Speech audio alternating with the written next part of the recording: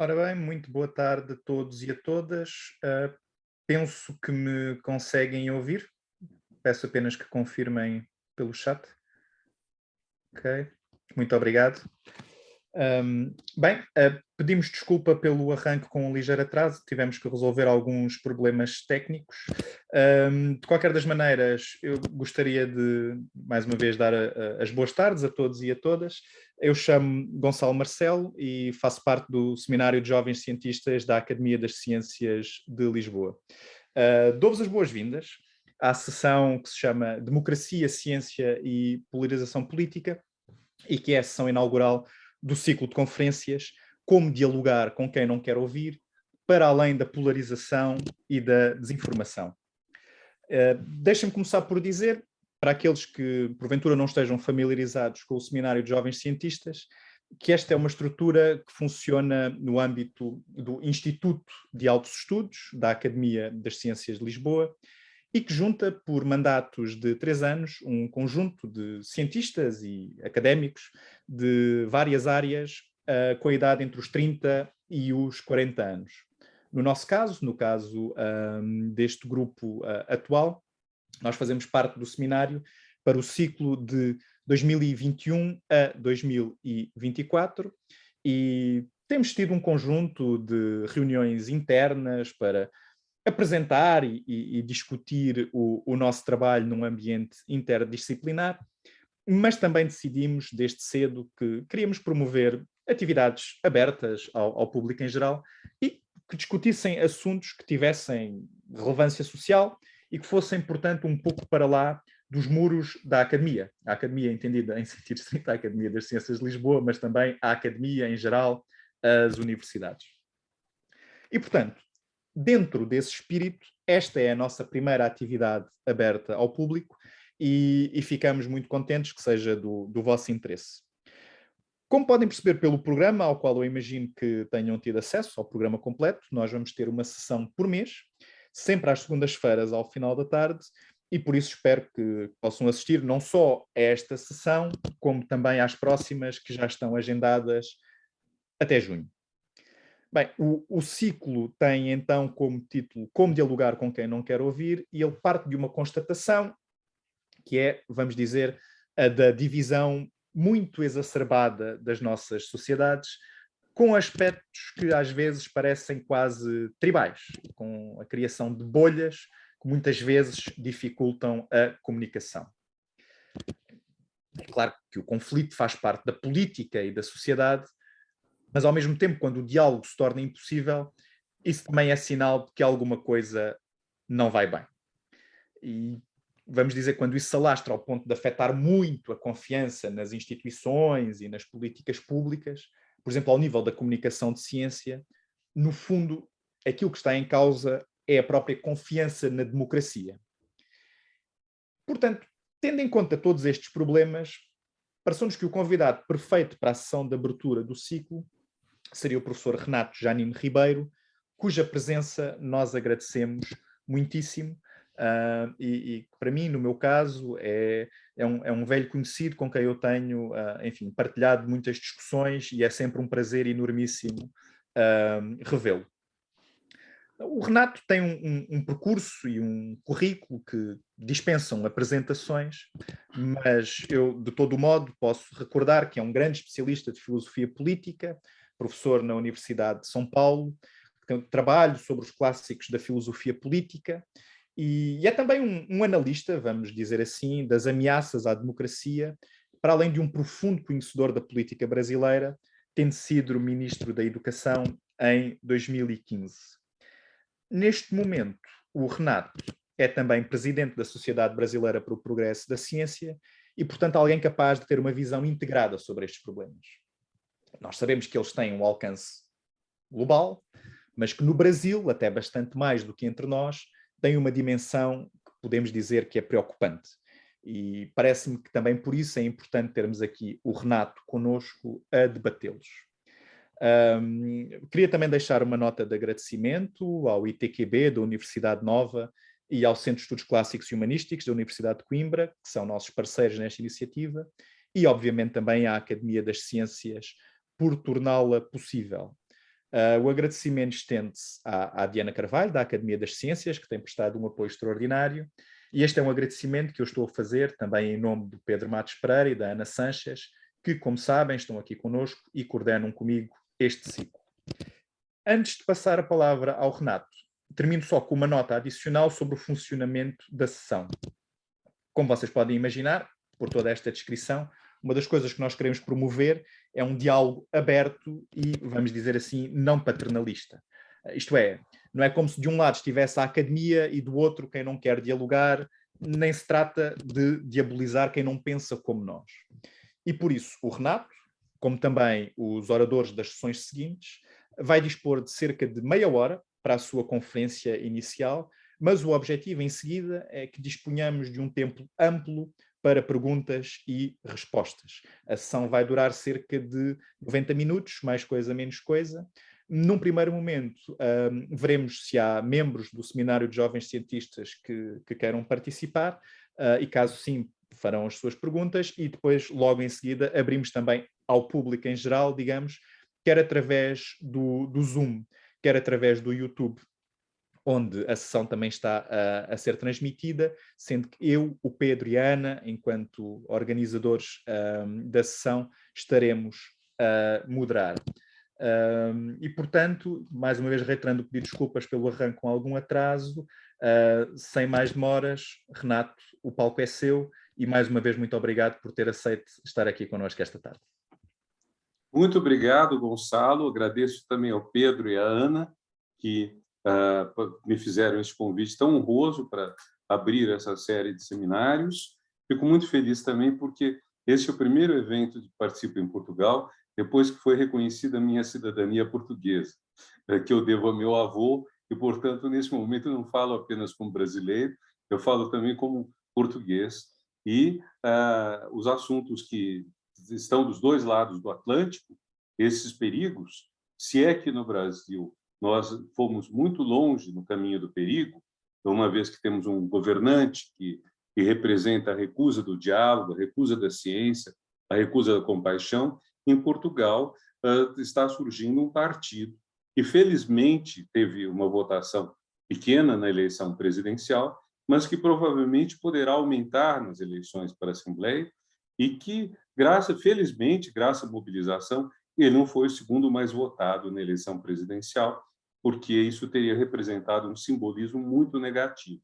Mas nós notamos que é mais ou menos mundial esse processo de caminho para uma direção de extrema-direita, que se caracteriza por vários pontos, um dos quais é a recusa do diálogo. Há uma frase famosa de um jornalista ou político norte-americano, eu nunca sei, que é: cada um tem direito à sua opinião, mas ninguém tem direito à sua opinião própria, mas ninguém tem direito a fatos próprios.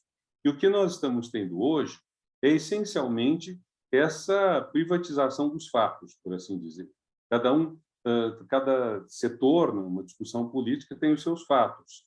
A pós-verdade, os fatos alternativos, a que aludiu uma pessoa do grupo de Donald Trump, quando ele era presidente dos Estados Unidos, estão causando um estrago muito grande, porque isso inibe muito o diálogo. Vamos dizer, um diálogo não é a consonância das duas partes sobre tudo o que tem a dizer. Um diálogo é tanto mais produtivo quanto mais houver diferenças. Mas essas diferenças têm que se basear no solo comum. Esse solo comum, por sua vez, consiste em dois pontos. Primeiro, concordância quanto a certos fatos. Segundo, concordância quanto a certos valores. Não precisa ser concordância quanto a todos os fatos, como qualquer historiador sabe, nem quanto a todos os valores. Mas precisa haver uma certa concordância. No Brasil, eu diria que o desastre começou quando o candidato derrotado à presidência pelo partido que se intitula, muito impropriamente, da social-democracia brasileira, o PSDB, o Aécio Neves, negou a vitória de Dilma Rousseff nas eleições de 2014. Como o sistema brasileiro é um sistema informatizado de apuração dos votos, nós votamos em urnas eletrônicas, o resultado se tem muito rapidamente. Assim que termina, quando começa cada sessão eleitoral a trabalhar, onde votarão cerca de 300 pessoas, eles imprimem o que chamam de zerésima, ou seja, um relatório que mostra que todos os candidatos estão com 0 voto, e esse relatório é impresso e é guardado como documento. Ao terminar a votação, às 5 da tarde, nós temos 4 fusos horários, então isso variará conforme o estado. Ao terminar a votação às 5 da tarde, é impresso um relatório de quem teve votos, e aí esse relatório é imediatamente colado na porta da sessão eleitoral, para quem quiser vê-lo, e, ao mesmo tempo, é remetido pela internet, eu acho que é pela internet, não tenho certeza, para o Tribunal Eleitoral. O Brasil criou uma justiça eleitoral em 1930 para coibir a fraude eleitoral, que era maciça, antes de haver o voto secreto, antes de haver justiça eleitoral e tudo. Então, a fraude nisso é muito difícil de ser feita, é muito difícil. Ela precisaria de uma manipulação do sistema muito grande, e as urnas eletrônicas não estão conectadas na internet. Cada uma delas é independente. Por isso que eu disse que tenho dúvidas sobre como se faz o encaminhamento do relatório de cada urna, não é por ela própria, de alguma outra forma que eu ignoro. Mas o que aconteceu? Quando Aécio Neves contestou o resultado das eleições, ele, de certa forma, pediu uma recontagem dos votos. Uma recontagem dos votos é possível se os votos são em papel. Ela não é possível se você tem uma votação eletrônica. Não tem como, porque os dados já estão lá. O máximo que você poderia ver é se houve alguma fraude no sistema de informática que foi utilizado. Agora, o sistema é aberto à inspeção pelos partidos com antecedência, que mandam pessoas altamente capacitadas para ver. O que eu quero dizer com isso? Na hora que você questiona um fato, você torna o diálogo praticamente impossível. A partir desse questionamento de um fato real, que era a votação obtida, o Brasil entrou num caminho muito ruim, no qual cada vez mais fatos foram sendo inventados, imaginados. No período em que eu fui ministro da Educação, de abril a outubro de 2015, eu lembro que corria o rumor de que o governo brasileiro tinha 2 intenções. A primeira era o governo decidir o sexo das crianças. O governo poderia decidir nas escolas primárias se os meninos viravam meninas, as meninas viravam meninos.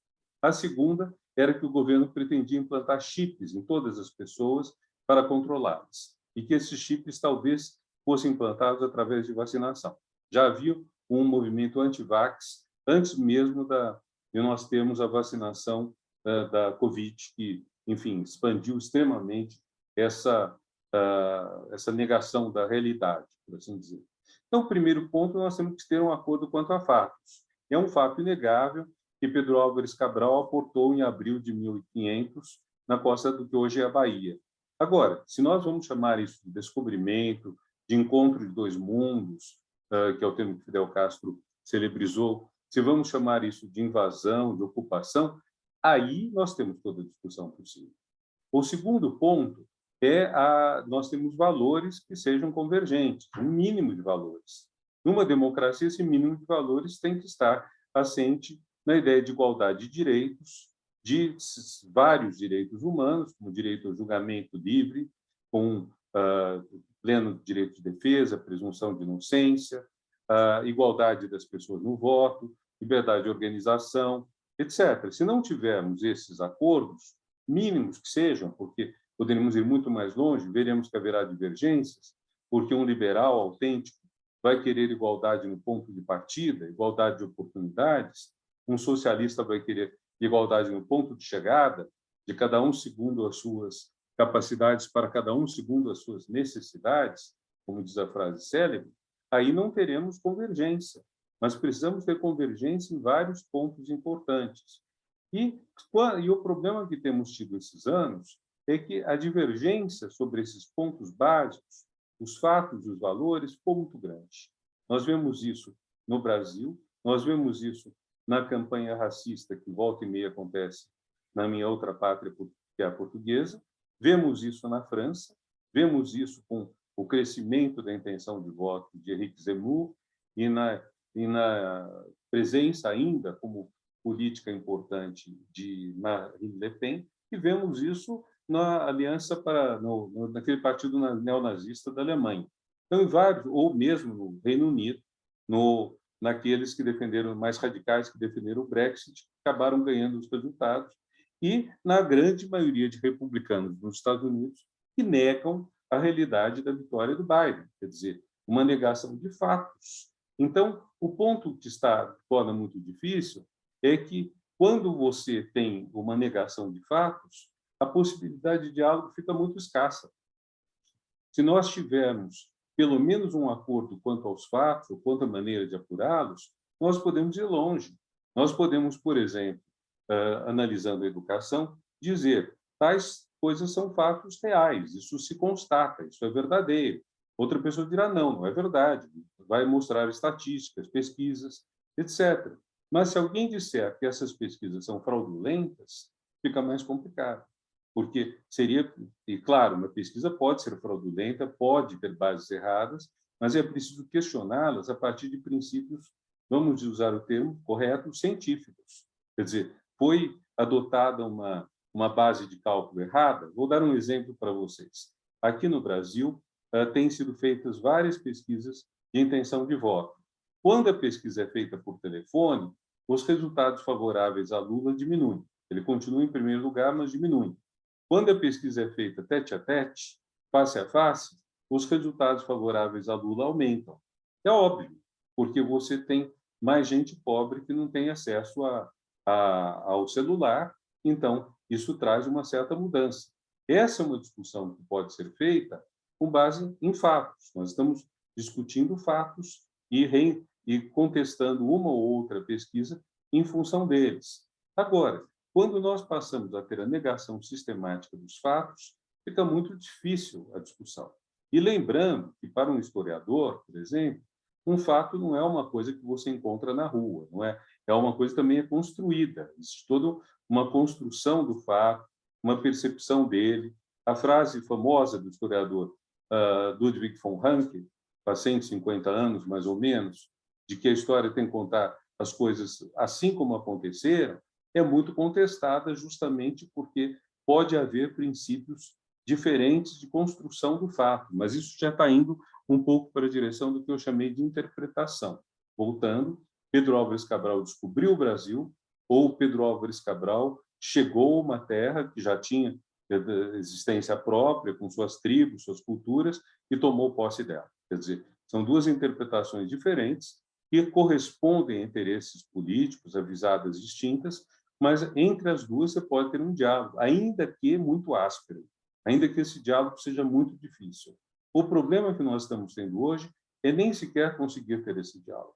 É chegarmos a pessoas que dizem, não, isso é inegável, não aconteceu isso, sabe? Porque eu vi, no caso do Brasil, o grupo de WhatsApp, o principal vetor de desinformação. Grupo de WhatsApp, e nós temos até uma expressão que é o tio do Zap. A gente chama o WhatsApp carinhosamente de Zap, e o tiozão do Zap é aquele idiota que, assim, quando chega no Natal, e é muito comum se fazer uma sobremesa que se chama pavê de chocolate, ele pergunta, é pavê ou para comer? Então, quer dizer, o tio do Zap é uma espécie assim de idiota que faz piadas sem graça, piadas que todo mundo já espera, que vão ser aquelas, e que acredita em qualquer bobagem. Então, vai acreditar, como divulgou no New York Times numa matéria de 3 anos atrás, em todas as mentiras sobre as vacinas. E vai dizer que não quer se vacinar, que a vacina pode, por exemplo, transformá-lo em jacaré, como disse o presidente da República do Brasil, que a vacina poderia transformar uma pessoa em jacaré, ou trazer a AIDS para a pessoa, ou talvez torná-la homossexual, utilizando, então, uma série de temores que muitas pessoas têm e que fazem a possibilidade da democracia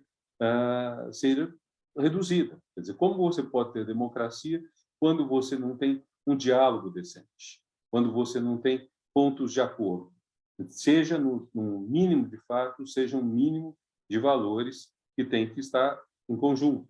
Por exemplo, no caso de valores, há uma questão que vai e volta, que é a questão se o voto de todas as pessoas deve valer a mesma coisa. Então, a pessoa que vota com consciência versus a pessoa que não tem consciência do voto.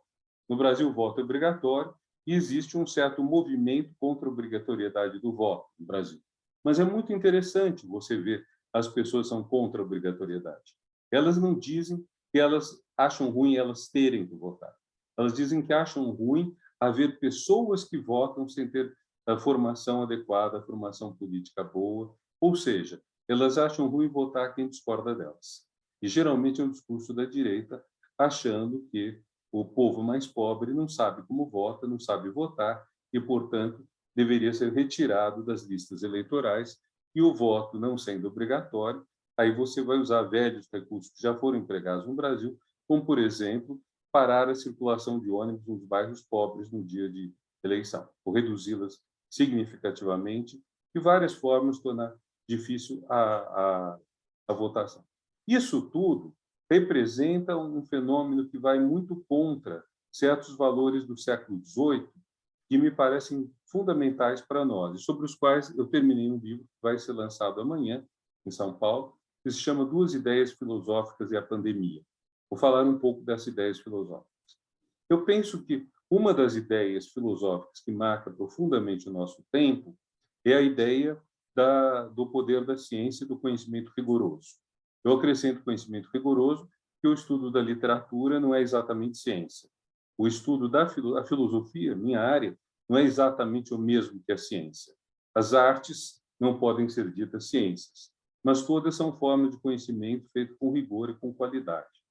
Então, o século XVIII, muito bem apropriadamente século do Iluminismo ou da Ilustração, é um século que traz a importância desse conhecimento científico para a vida humana. Grande exemplo disso, a enciclopédia contemporânea da Enciclopédia Britânica, que continua sendo editada, ao contrário da enciclopédia, mas a enciclopédia mostra não apenas verbetes feitos pelos melhores filósofos da época, mas também pranchas que indicam quais são os segredos daquilo que antes estava confinado no conhecimento das guildas. Como, por exemplo, se monta, digamos, uma moenda de cana, como se faz determinado produto. Então, há toda uma divulgação de um conhecimento que antes era ocultado. Então, o primeiro ponto que nós devemos muito ao século XVIII é um impulso gigantesco na ciência. Embora a ciência moderna já date de Galileu, de Francis Bacon, de Descartes, de outros autores, já date, então, do século XVI e XVII, é no século XVIII que a ciência vai adquirir um poder significativo de melhorar a vida das pessoas, de iluminar a vida das pessoas. É o período também em que se dá para a Idade Média a alcunha de Idade das Trevas. Então, depois do tempo das trevas e depois do próprio Renascimento, nós temos algo que passa a ser de uma dimensão bastante mais ampla, e pelo conhecimento, pela educação, pela ciência, nós podemos nos expandir. Essa ideia filosófica eu tratei no meu livro a partir de uma frase de Karl Marx, que é: a humanidade somente se coloca os problemas que ela pode resolver. Notem que não é uma frase muito marxista. É uma frase de Marx e poderia ser de muitos outros autores. Ela é de Marx, claro, não só porque ele escreveu, mas porque se coaduna com a ideia marxista de progresso. Mas ela poderia ser de praticamente qualquer autor imbuído de algum espírito iluminista.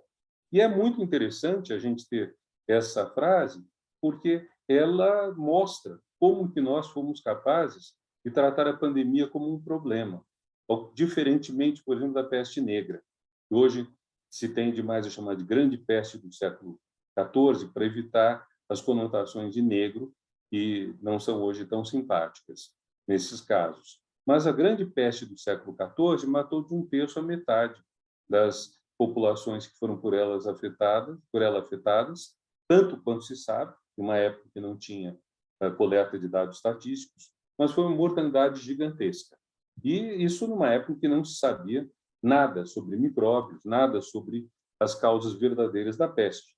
A gripe chamada de espanhola, que é um nome impróprio, ela recebeu esse nome apenas porque a Espanha não estava na Primeira Guerra Mundial e, portanto, não tinha censura, e veio a público essa gripe lá, e não nos países onde ela foi mais forte, os países que estavam no teatro da Guerra Europeia e os Estados Unidos, mas a gripe dita espanhola matou de 3 a 5% da população mundial. Já se sabia dos micróbios, não houve vacina, e os cuidados contra ela foram cuidados reprisados agora. Máscara, distanciamento, isolamento físico, higienização das mãos. Mas 3 a 5% da população mundial representaria 400 milhões, talvez, de pessoas hoje mortas, quando nós tivemos, até hoje, segundo os dados do All World in Data, 6 milhões, segundo os dados do Economist, 17 milhões de mortos. Muito menos, de qualquer forma. E devemos isso a quê? Ao fato de que a humanidade pôde se colocar como problema nisso. E teve ciência e tecnologia.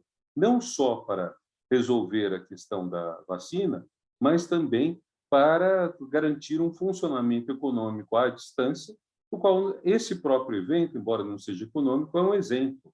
Nós não poderíamos fazer esta palestra dos dois lados do Atlântico se não tivéssemos a internet. Da mesma forma que não poderíamos ter mantido as aulas nos diferentes níveis de ensino, não poderíamos ter mantido toda uma atuação importante no setor de serviços e de entregas de bens e produtos, se não fosse o avanço tecnológico. Então, a primeira ideia filosófica que me parece ter muito a ver com o enfrentamento da pandemia é essa. A segunda é uma ideia antiluminista, desse grande pensador, um extraordinário filósofo, como se diz em Portugal, um imenso filósofo, que foi Rousseau, e que tem essa tese antiluminista de que o importante é o sentimento, é o coração, e, no caso, isso vai dar na ideia de compaixão, que ele chama de pitié, a capacidade de sentir com o outro, sentir com o sofrimento alheio, e, com isso, ser capaz de generosidade, acolhimento e tudo mais. A questão que se coloca aí, então, é mais ou menos a seguinte: por que sucede que essa falta de diálogo hoje esteja ligada, muitas vezes, a uma certa falta de compaixão? Porque é muito curioso que aqueles que recusam o diálogo são os que menos compaixão mostram. Pelo menos a experiência brasileira assim é. Eu creio que a experiência do Chega, em Portugal, é análoga a isso. Quer dizer, são aqueles que se nutrem muito mais do ódio do que de outra coisa para o seu convívio social, se é que podemos chamar de convívio, para a maneira como encaram o social. Então, detonam uma deputada porque ela é negra, porque nasceu fora de Portugal, embora tenha cidadania, tenha sido legitimamente eleita e tudo mais. Então, nós temos uma situação em que, aparentemente, a falta de compaixão e a recusa dos fatos, a recusa da razão, andam juntas. E isso acaba nos trazendo problemas muito sérios, porque acaba nos levando a uma espécie de esfacelamento do tecido social. Quer dizer, que é uma situação que nos coloca perto, às vezes, de uma guerra civil verbal, uma guerra civil não necessariamente armada, mas verbal. O Brasil passou por isso. O Brasil talvez ainda esteja passando por isso. Quer dizer, nos últimos anos, nós tivemos um conflito aqui muito forte, que continua, embora o presidente tenha perdido muito da sua popularidade, mas vejam um dado curioso. Foi feita recentemente uma pesquisa em que perguntava às pessoas se os preços tinham aumentado ou não no supermercado. E 20% disseram que não. E nos últimos anos não aumentaram os preços no supermercado. Gente, é flagrante que aumentaram. Esse não é um assunto que alguém possa não ter percebido. Se alguém vai ao supermercado, é impossível a pessoa não ter percebido que os preços aumentaram de 30% a 50%, alguns talvez menos, mas que aumentaram significativamente. Então, quando você tem uma recusa de um fato assim, você nota que, não curiosamente, não espantosamente, essa recusa vem justamente dos que mais apoiam o governo Bolsonaro. Então, torna-se muito difícil o diálogo nessa direção. E isso veio junto com outro problema que temos no Brasil, que é o fato de que, se há vamos dizer, uma recusa, uma impopularidade do governo Bolsonaro significativa, maior de 50%, mas não chega a 80%, mas se há uma recusa significativa dos projetos Bolsonaro, continuamos muito divididos entre aqueles que defenderam a deposição da presidente Dilma Rousseff e aqueles que defenderam a manutenção dela no governo. Então, nós temos hoje um país rachado em três, o que torna o diálogo no Brasil ainda mais difícil, porque você vai ter pessoas que repudiam as pautas anticivilizatórias do governo, mas que desejam as chamadas reformas trabalhistas e previdenciárias, que, na verdade, são reformas para tirar direitos dos trabalhadores. e você vai ter aqueles que são contra tanto as reformas trabalhistas e previdenciárias, quanto contra o governo Bolsonaro. Então, na verdade, o nosso problema no Brasil é um racha em três, que torna muito difícil a união de dois contra um. Hoje, a gente poderia dizer que a tendência maior é todos os outros se unirem contra Bolsonaro. Mas é bem possível que, ao longo do ano que vem, volte a ver o que aconteceu nas eleições de 2018. Isto é, a direita não fascista se aliar à direita fascista, vamos chamar assim. É bem possível, foi o que deu vitória a Bolsonaro. E como nós podemos enfrentar, que eu acho que a questão que fica subjacente, essa dificuldade de diálogo? De que maneira nós poderíamos tentar superar isso? Me parece que a causa da falta de diálogo talvez esteja numa falta de perspectiva de futuro. Talvez a coisa mais grave que possa acontecer, seja numa sociedade, seja para uma pessoa, seja a falta de futuro. Não sei se algum de vocês assistiu a um filme que se passa na Palestina, que chama Paradise Now. Eu traduziria como Paraíso Já. Alguém assistiu esse filme? Conhece esse filme? Eu aconselho. É um rapaz palestino cujo pai foi executado pelos próprios palestinos sob acusação de ter espionado para Israel. E o rapaz se sente muito mal com essa mácula na sua família e ele está sendo, de certa forma, seduzido pelos terroristas, por usar esse termo, que querem que ele justamente se torne um homem-bomba. E por que o título? Porque na hora exata que ele explodir, ele vai para o paraíso.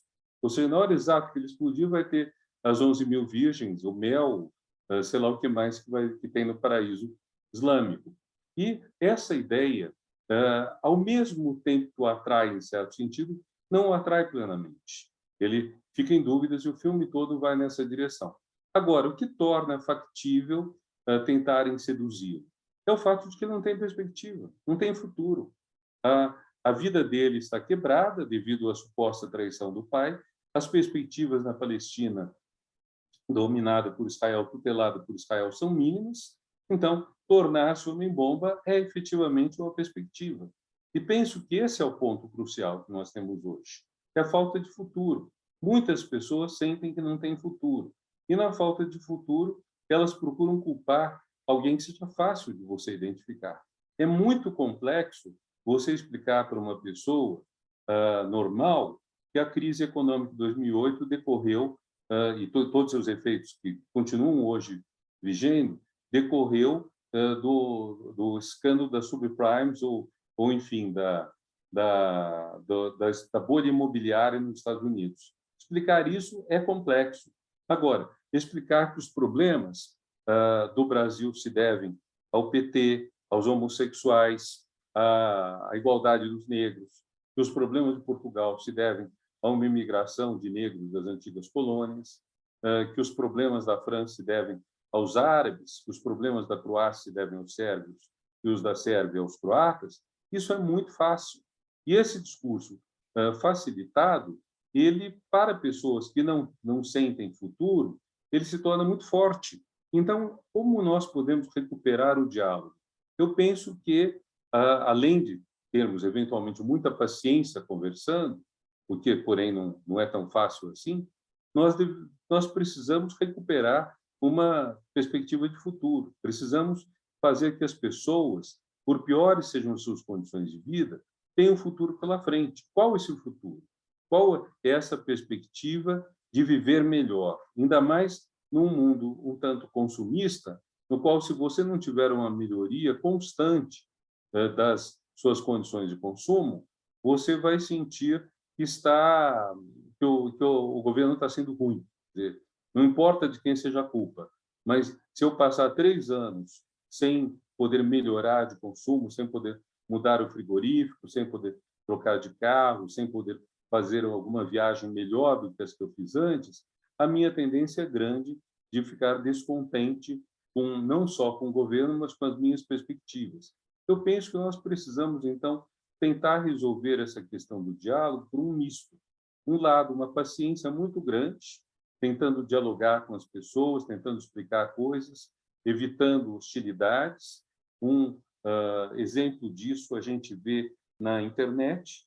Quer dizer, eu sei que o Facebook é usado no Brasil de maneira muito mais política que em Portugal, mas uma coisa que se vê é como é difícil, numa rede social, fazer ir além de convencer os já convencidos. Então, é preciso chegar aos não convencidos.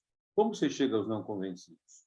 Maneira mais simples é você ter uma página de rede social que não seja apenas política, que pegue pessoas de outras coisas, que pegue pessoas pelo time de futebol, pelos ursinhos de pelúcia, pelos,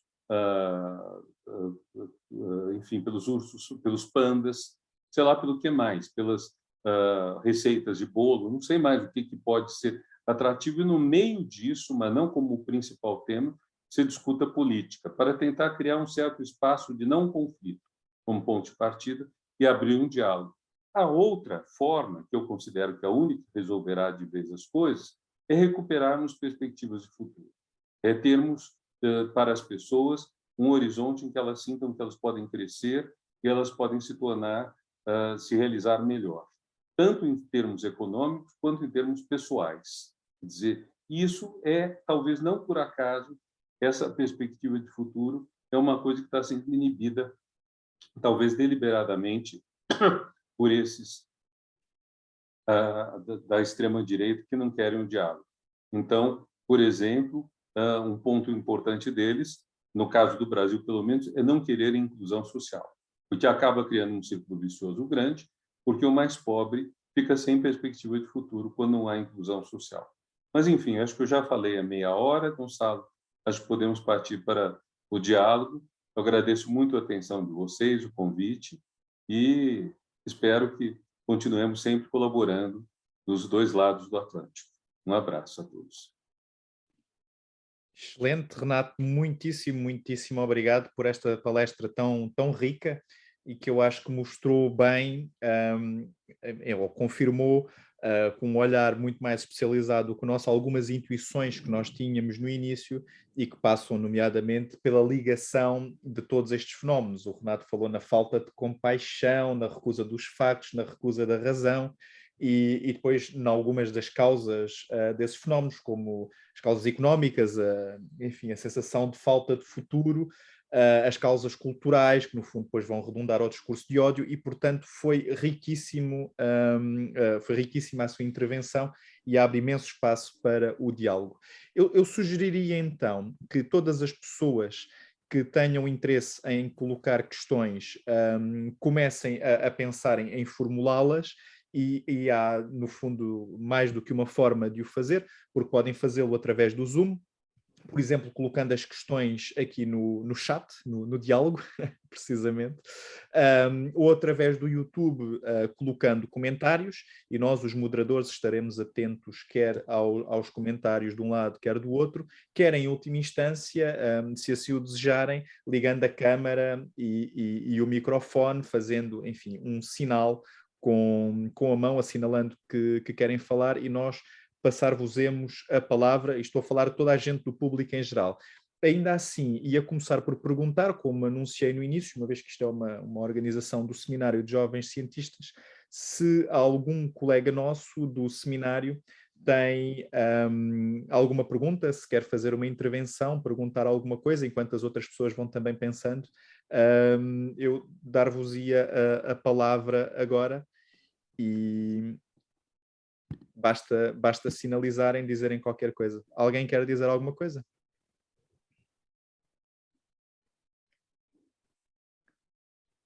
Não sendo esse o caso, público em geral, Pedro? Gonçalo, se calhar eu, como membro do seminário, aproveito a dica.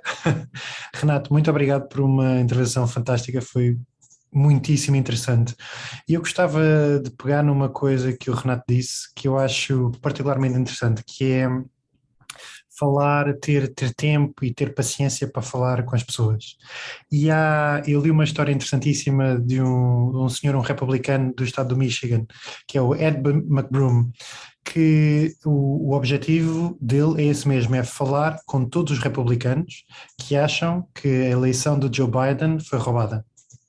E há o processo que ele levou é ler todo o material de todas as teorias da conspiração, de forma a poder justificar a cada pessoa, poder explicar a cada pessoa porque é que essa teoria da conspiração não é válida, ou porque é que não faz sentido, e tal. E tentar convencer cada uma.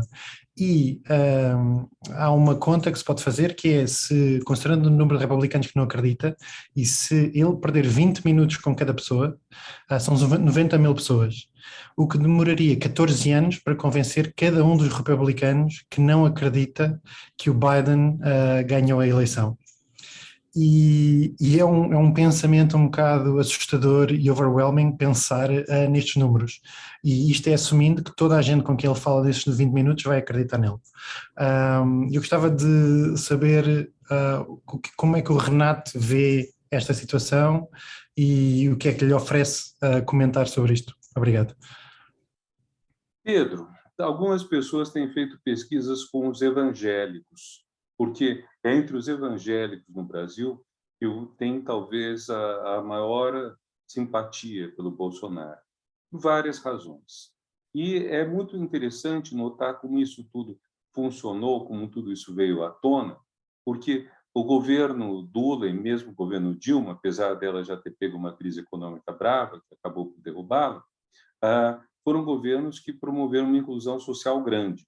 E uma parte dos incluídos é o público evangélico. Mas penso eu que, por uma falha do PT, o PT não promoveu uma educação política, não estou dizendo propaganda, educação política mesmo, explicando que a prosperidade ou a melhoria de vida estava ligada a políticas públicas. Então, há duas grandes interpretações que os evangélicos dão para a ascensão social que eles viram naquela época. Primeiro, é mérito próprio. Eles trabalharam muito, são pessoas dedicadas, são pessoas que têm uma ética do trabalho mais forte do que os católicos mesmo. É uma coisa histórica, né? A gente sabe que o protestantismo deu mais valor ao trabalho do que o catolicismo, de modo geral. E a segunda razão que dão foi Deus. Deus ajudou. Então, daí, inclusive, a frequentação deles dos templos evangélicos, o que acaba trazendo certos ganhos também, Pedro. Por exemplo, um deles é que parece que a violência contra as mulheres diminui quando o marido se torna evangélico. Ele começa a ir mais à igreja, ele diminui o nível de bebida, o ambiente da igreja é contrário à violência contra as mulheres. Então, uma ideia interessante é procurar entender o que a pessoa ganha com essas posições que, para nós, muitas vezes são pouco racionais. É a gente baixar um pouco a nossa arrogância de cientistas, de pesquisadores, de pessoas que nos achamos inteligentes, e vermos o que movimenta essas pessoas. No fundo, isso talvez fosse bom também pensar um pouco no Wilhelm Reich. Eu gosto muito da análise que Wilhelm Reich faz do fascismo, que o fascismo não enganou as pessoas, ele simplesmente foi atrás do desejo que os alemães tinham de ter um chefe, um Führer, que dissesse toda a verdade para elas e que elas obedecessem cegamente, o que dava a elas uma segurança emocional que a democracia lhes tirava. Quer dizer, a democracia, com toda a insegurança do resultado de eleições, greves, manifestações, descontentamentos, tirava uma segurança que um regime autoritário prodigava, por outro lado. Eu não acho que a explicação que o Reich dá para o fascismo, que está muito ligada ao que ele chama de miséria sexual, vale hoje em dia. Eu acho que a miséria sexual não é mais o que define nossos tempos. Não estou dizendo que nossos tempos tenham chegado a um nível de felicidade sexual, mas eu penso que nós temos muito mais satisfação, muito mais liberdade, muito menos preconceito nesses campos do que os fascistas e nazistas tinham. Mas penso que há uma coisa interessante no Reich, que é isso. Vamos tentar entender o desejo dessas pessoas. Onde está esse desejo? Onde está a segurança afetiva, emocional que lhes é proporcionada, por exemplo, pelo culto evangélico? E vamos tentar entender e respeitar essa opção, porque não é óbvio que por você ser evangélico você tem que ser fascista, não é óbvio. São duas coisas diferentes. É claro que há várias questões, quando eu disse, por exemplo, do preconceito contra homossexuais, você vai ter isso, mas isso não precisa chegar a uma dimensão tal de determinar todas as posições dessa pessoa a ponto de ser contra a igualdade de brancos e negros, por exemplo, ou contra a inclusão social, que beneficiou a muitos evangélicos. Mas eu penso que acho que o nosso ponto de partida deveria ser tentar entender onde que nasce, para usar a expressão do Brecht, o ovo da serpente. Então, qual o nível de descontentamento social que é atendido por esse tipo de propaganda? É o que o Chega faz em Portugal, né? Quer dizer, você tem um descontentamento social e aparece alguém pegando isso, ou que o Trump fez no Cinturão da Ferrugem, lá onde as empresas tinham falido e tinham montado sucursais deslocalizadas fora dos Estados Unidos, com mão de obra mais barata. Então, acho que é isso que nós vamos dizer. Da nossa parte, acho que é a ação mas é uma ação difícil, como disse este republicano que você citou, né? É uma ação muito difícil. Exige muita paciência, exige muita dedicação e exige também selecionar os interlocutores, porque uma coisa é falar com um radical, outra coisa é falar com uma pessoa que está simplesmente iludida. Talvez devêssemos tentar priorizar os iludidos, talvez devêssemos ter um discurso mais próximo, reconhecer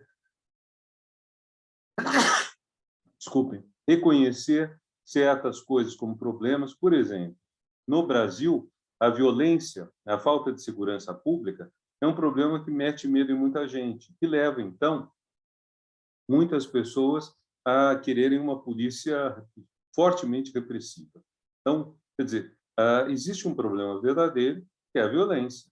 Como você vai lidar com isso de uma maneira não apenas democrática, mas efetiva?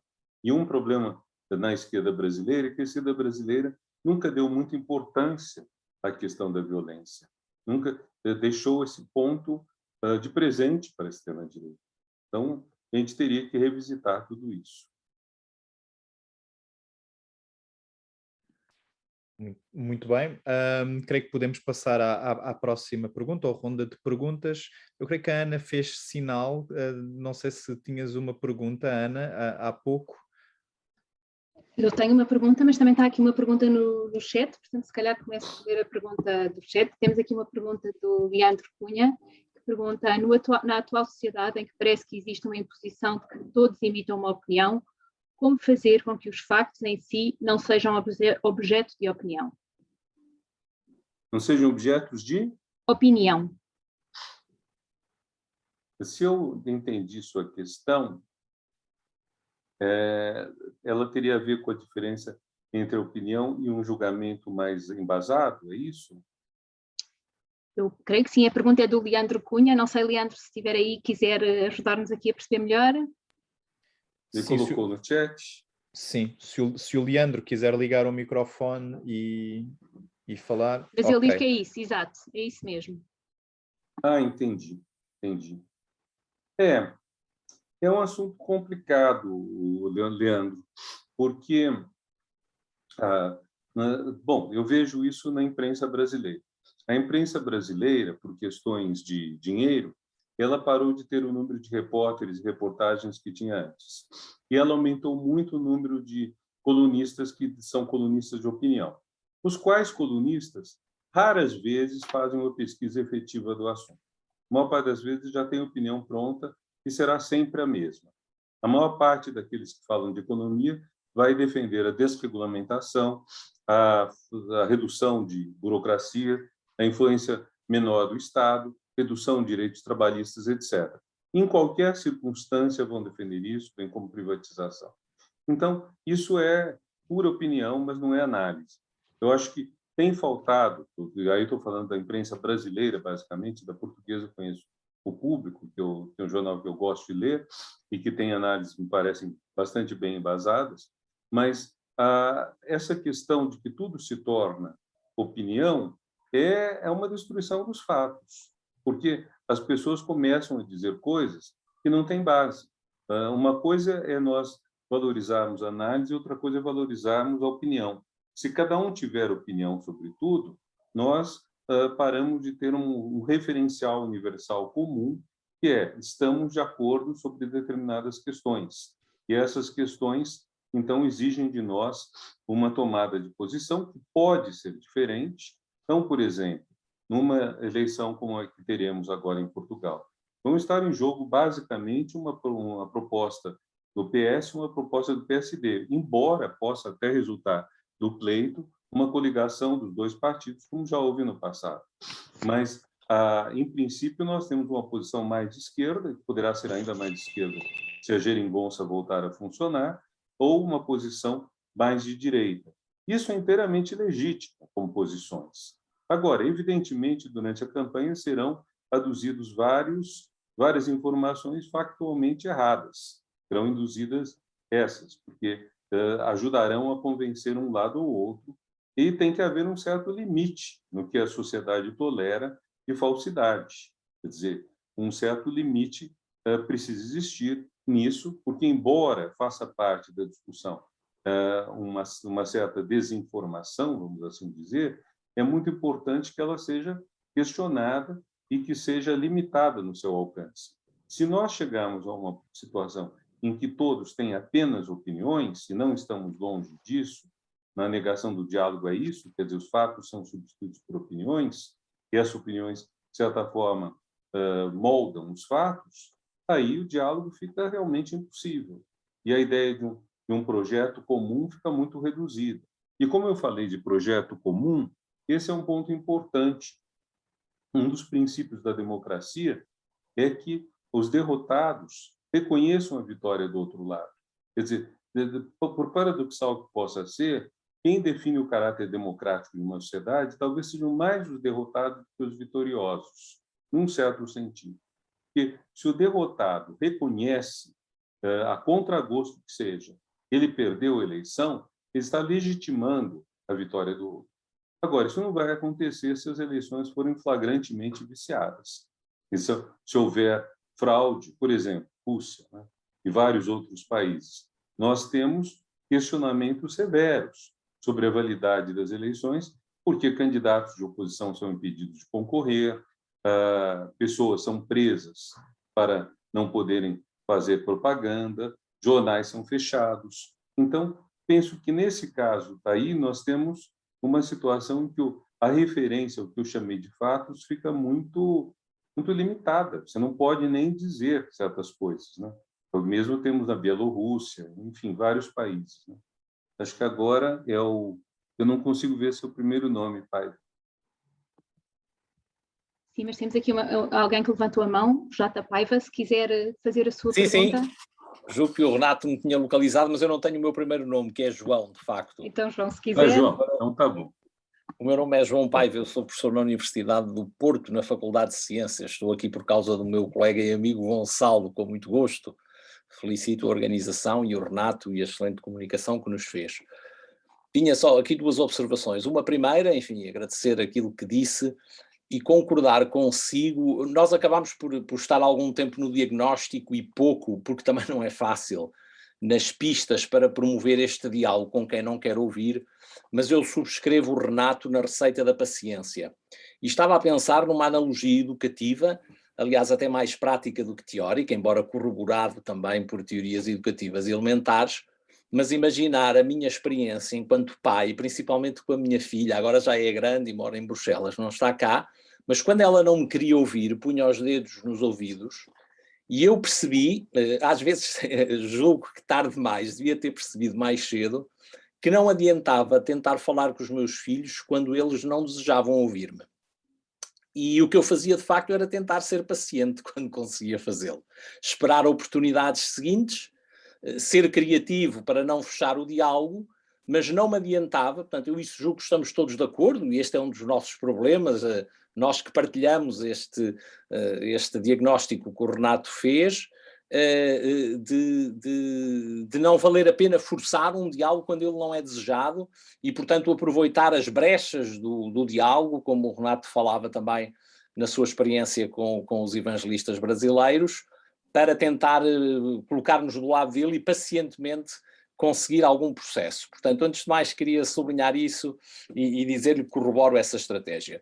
Depois, fazer-lhe aqui uma pequena provocação neste sentido. O Renato associou, de forma natural e que eu compreendo, principalmente atendendo à realidade americana e brasileira, toda a questão da pós-verdade e da fake news e, enfim, muitas coisas colocou em cima da mesa, associou a forças de direita. Todos nós sabemos que é limitado, embora razoável, estes óculos da esquerda e da direita. E eu consigo perceber isso. E aqui em Portugal devo dizer que também, que me parece haver, concretamente no partido Chega que referiu, um aspecto de qualidade pela negativa, e que na realidade está à direita, de ausência de diálogo, compaixão, etc. Mas nós poderemos ter também, julgo que em Portugal, talvez, embora pouco, mas noutros pontos do globo, zonas de absoluto não diálogo e nada promissores ao nível do diálogo, mais associados a políticas de esquerda, digamos assim, ou ambientes, digamos assim, de esquerda. Ou seja, o que eu lhe queria pedir para comentar é que, embora acompanhando na generalidade, em relação às realidades concretamente à americana, à brasileira, à portuguesa talvez um pouco menos, mas também, que tipicamente estes movimentos aparecem à direita, se era capaz de admitir que aqui e ali, noutras partes do mundo, isto ultrapassa claramente a esquerda-direita. Eu vou terminar com um exemplo. Falou aqui agora nas eleições que ali vêm do PS e do PSD.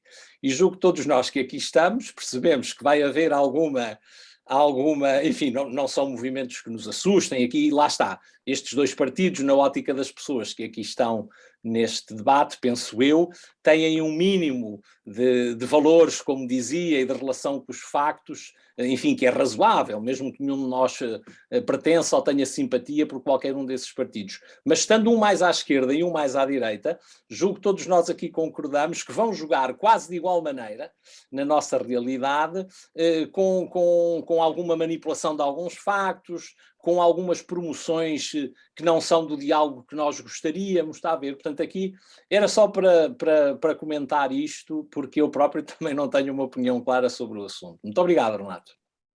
Muito obrigado, João. E concordo inteiramente. Eu penso que, voltando ao Wilhelm Reich, A Psicologia de Massa do Fascismo, que é um livro do qual conheço pelo menos 3 edições. O Reich pirateava as próprias obras. É um caso muito engraçado, né?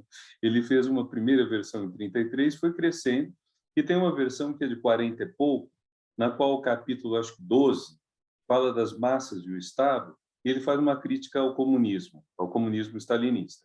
E lá ele diz, de tanto dizer o Stalin e os stalinistas dizerem que o metrô de Moscou, por exemplo, era uma conquista socialista, os soviéticos ficaram sem saber em que consistia o socialismo e passaram a achar que o socialismo era simplesmente um desenvolvimento econômico e tecnológico.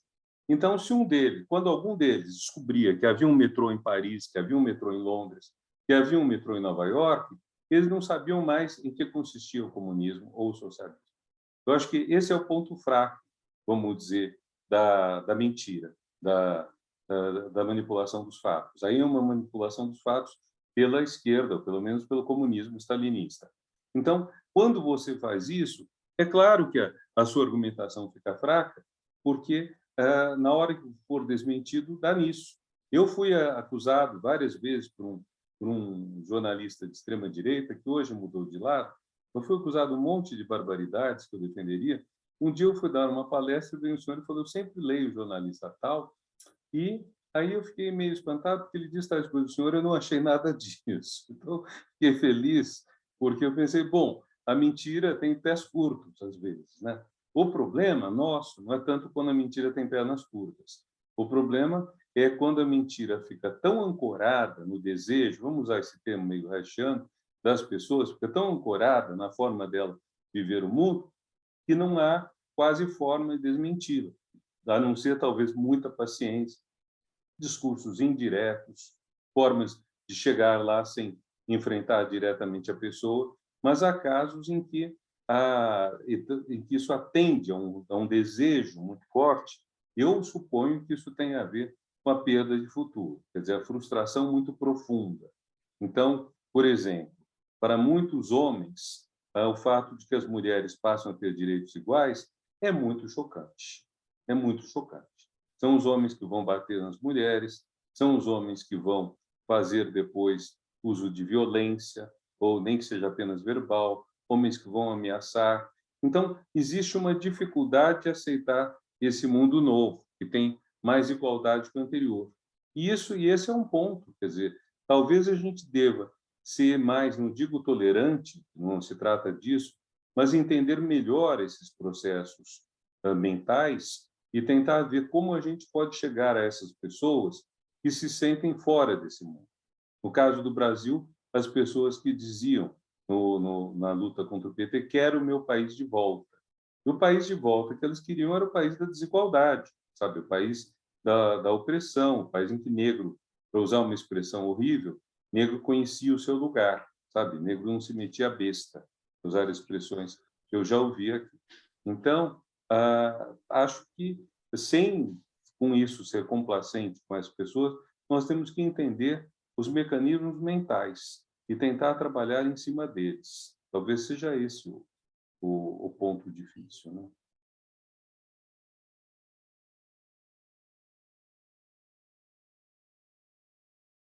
Gonçalo, é Pedro, contigo? o Pedro penso que tem uma pergunta do YouTube. Pedro? Tenho. Eu aproveito e pego na batuta, e nós temos aqui uma pergunta da Maria João Sebastião, que pergunta se existe algo que, na sua opinião, os cientistas possam alterar na forma como falam e como comunicam, que possa ajudar nesta questão. E aproveito para ligar a uma pergunta que está também no chat do Zoom, do Sandro, que pergunta, e eu acho que, embora não seja exatamente ligada, pode haver alguma ligação, que é se as pessoas, quando pensam que escolhem acreditar numa determinada posição, escolhem um grupo antes de olhar para factos e para opiniões de cientistas e vindas da ciência, e baseada nesse grupo que já escolheram a priori pertencer, se isso influencia o facto de acreditarem ou não nesses factos. Tem a ver com a pergunta do Sandro também, né? Pertencimento, é isso que acabou de falar, né? Quer dizer, se existe uma coisa de até tão importante pertencer a um grupo, com certeza, com certeza. A gente vê muito isso entre jovens, né? Para quem às vezes pertencer a um grupo é tão decisivo que eles acabam fazendo coisas com as quais talvez nem concordassem, né? Mas porque fazem parte do grupo e isso pode levar a situações muito graves, até mesmo participar de um crime, de um assassinato mesmo, para pertencer a um grupo. Então, como nós vivemos numa sociedade em que a individuação, para usar o termo do Carl Jung, é muito importante, então, e essa individuação nem sempre está muito longe do individualismo, então, aparentemente, há um conflito entre esse papel do indivíduo e esse papel do coletivo. Quer dizer, por um lado, cada um de nós encontra caminhos muito pessoais. Uma das coisas mais notáveis das últimas décadas na qual está um grande papel da escola, a escola mostrar aos jovens que eles não precisam seguir o papel do pai, não precisam seguir as ideias, os valores e nem a profissão do pai. Isso está ficando cada vez mais raro, o filho que segue a profissão do pai, que antigamente não era uma coisa tão rara, sobretudo nas elites econômicas. Era óbvio que o filho de um banqueiro, de um fazendeiro ou de um industrial iria assumir a empresa do pai, mas também em profissões liberais, o médico, o advogado, o engenheiro. Então, à medida que nós temos caminhos mais individuais, mais pessoais, isso dá uma sensação de liberdade, mas talvez a gente deva colocar uma questão que vários já puseram, que é o medo à liberdade. É até o nome de um livro do Erich Fromm, que foi um grande divulgador da psicologia, talvez não um grande pensador original, mas que desenvolveu esse tema do medo à liberdade, porque a liberdade produz insegurança nas pessoas. Então, quando você tem um pertencimento a um grupo, esse pertencimento reduz esse medo.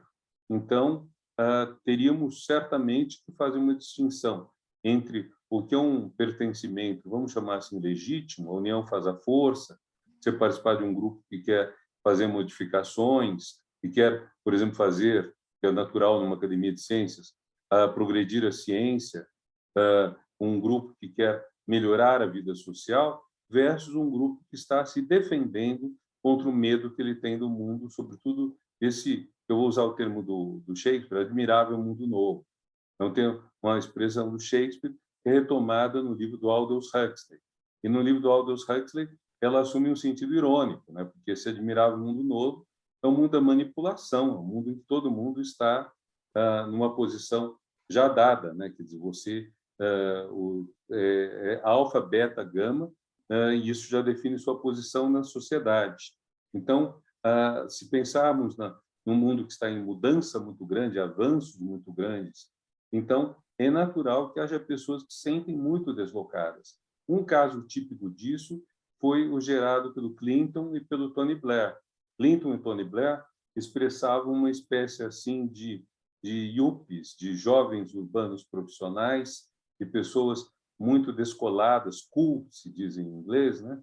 E com uma vida muito confortável, versus uma maioria, ou talvez maioria, mas um grande número de americanos ou britânicos que sentiam uma situação de pobreza, uma situação de dificuldade muito grande.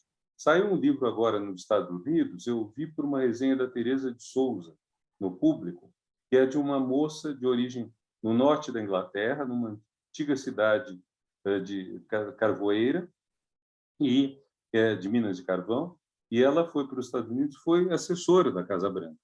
E ela conta, vamos dizer, a vida dela na Inglaterra, anos 70, 80, é quase miserável. Quer dizer, é muito estranho você pensar num país rico, uma vida quase miserável, depois que fecharam as minas e quando não tinham, às vezes, luz elétrica em casa. Então, é uma coisa que você não vai imaginar que aconteça no Reino Unido nos anos 70, 80, mas aconteceu.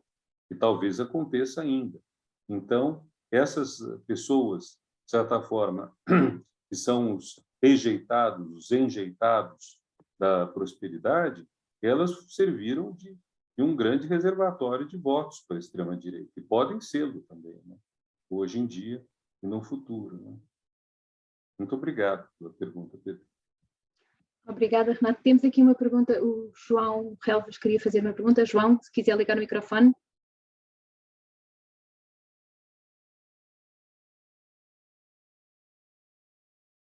João? Ok. Em primeiro lugar, obrigado muito a todos, obrigado pela iniciativa e por este debate. Obrigado também ao Renato, que já conheço de outros sítios, como o Fórum Demo, e também ao Gonçalo. E já agora o João Paiva, antigo amigo de infância, e é um prazer estar com todos vocês. Gostava de ouvir isto com bastante atenção, e surgiu-me por acaso um livro que li há pouco tempo, que é um livro do Tom Nichols, que em inglês se chama The Death of Expertise, que tem bastante a ver, no fundo, com o nosso debate.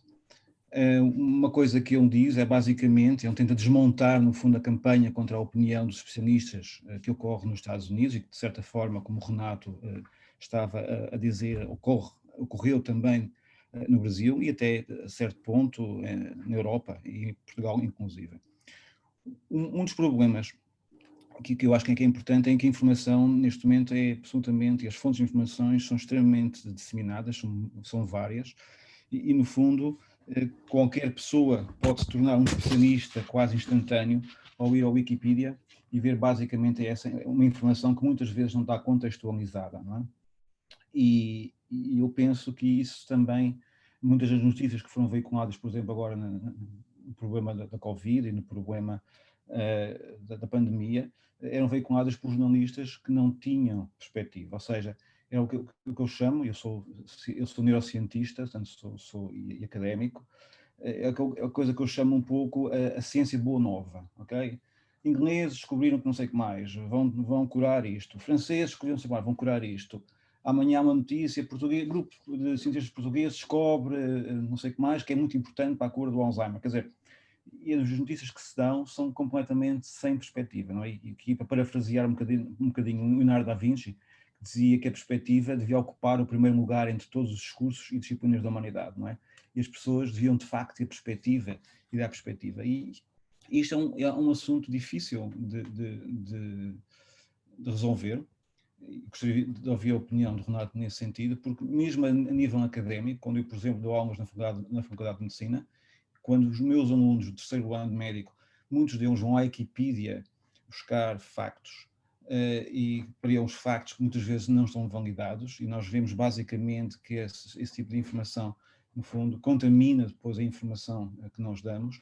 É um problema real e de facto, hoje em dia, um dos problemas é que cada um de nós se pode tornar um especialista instantâneo, porque a autoridade a autoridade científica está extremamente dispersa e em muitos casos vem da Wikipedia ou vem da internet e no fundo são fontes que não estão bem, digamos, validadas, não é? E essa era a pergunta. O que é que nós podemos fazer em relação a isto? Muito obrigado pela pergunta. Bom, eu mesmo uso muito a Wikipédia, sabe? Uso muito. Gosto muito de lê-la, gosto muito de ver. E a Wikipédia tem, vamos dizer, essa espécie de selo de garantia, que é o fato de que existe muito maluco que adora ficar entrando na Wikipédia para corrigir os outros. Eu mesmo conheço, não diretamente, mas pelo apelido, apelido em Portugal é outra coisa, quer dizer, cognome, talvez, pelo avatar da pessoa, é uma pessoa que tem milhares de verbetes que ela já corrigiu e que é extremamente severa, inclusive quanto à oportunidade ou não de haver um verbete. Às vezes cria-se um verbete sobre uma pessoa, ela diz que a pessoa não tem destaque suficiente para ter um verbete a respeito dela, né? Então, eu acho que a Wikipédia funciona bastante, a internet funciona bastante. E ela trouxe, no âmbito da educação, uma coisa que muitos professores ainda não assimilaram devidamente. Penso, sobretudo, professores da educação básica, de crianças e adolescentes. É que qualquer criança ou adolescente pode saber sobre o assunto que vai ser tema da próxima aula mais do que o seu mestre, mais do que o seu professor. Basta essa criança ou adolescente passar alguns minutos ou horas olhando o que tem na internet, e na hora que o professor for ensinar determinado assunto, pode ser um assunto de geografia, filosofia, história, essa pessoa pode saber mais até que o professor. E esse é um ponto que é complicado na educação, não sei se isso existe em Portugal, mas no Brasil foi ou é muito comum ter o livro do professor e o livro do aluno.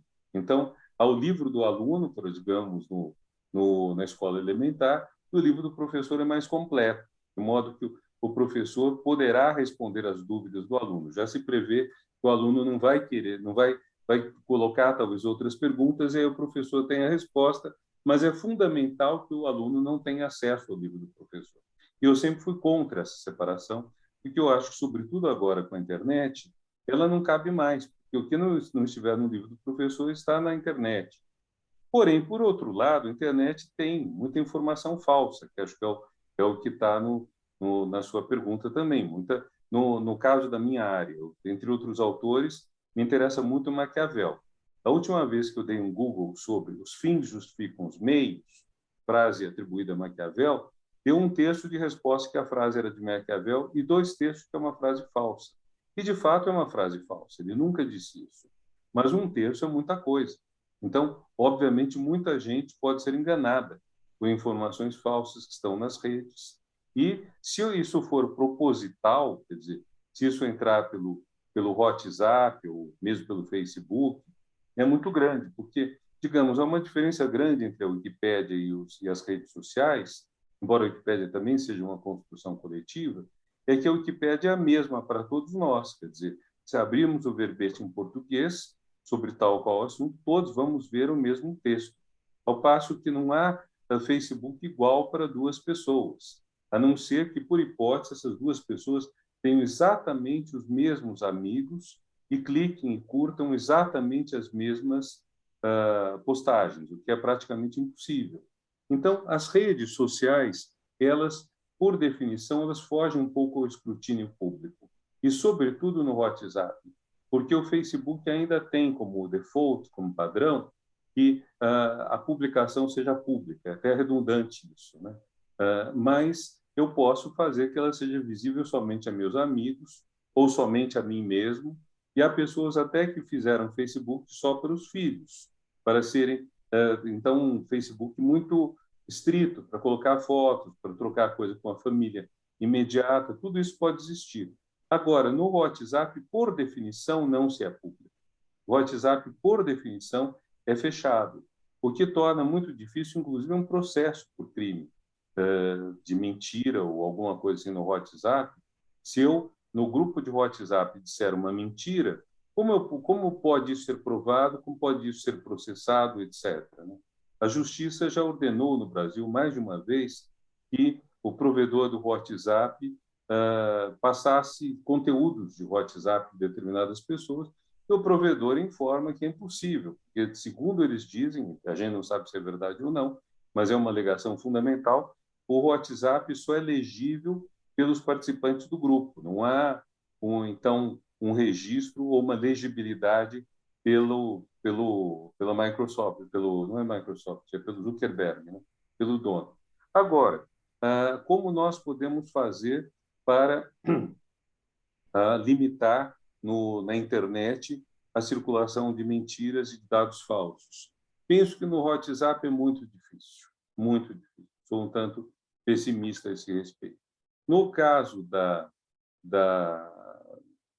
dos outros sistemas, tem que haver, há uma pressão sobre os provedores para que eles controlem informações de ódio, etc. Mas isso é raro, é pouco feito, e as recentes revelações daquela moça que deixou o Facebook e testemunhou no Congresso americano, e acho que no Parlamento europeu ou francês, não sei, de que para o Facebook é bom o circo pegar fogo, eles gostam do ódio, e o ódio aumenta o fornecimento, a curtição, o uso. Acho que é um ponto que nós deveríamos trazer para a nossa discussão. Quer dizer, há um interesse econômico das redes sociais na produção do ódio, e se há esse interesse econômico, a questão que o Gonçalo me passou, quer dizer, a dificuldade do diálogo, não será ela própria gerada, de certa forma, pelas redes sociais, quer dizer, de propósito? E o famoso algoritmo que faz que enfim, a gente se aproxime de quem tem as mesmas ideias, mesmas concepções do mundo, mesmos gostos. O algoritmo não será um fator também de redução do espaço público, de privatização, de fechamento do espaço público em poucos espaços? Quer dizer, uma ideia inicial que seria, por exemplo, a ideia de praticamente comercial, quer dizer, viram que eu quero comprar uma passagem para viajar para o Recife. Aí, durante dias, eu vou ter ofertas de passagem para viajar para o Recife. Mas isso é puramente econômico.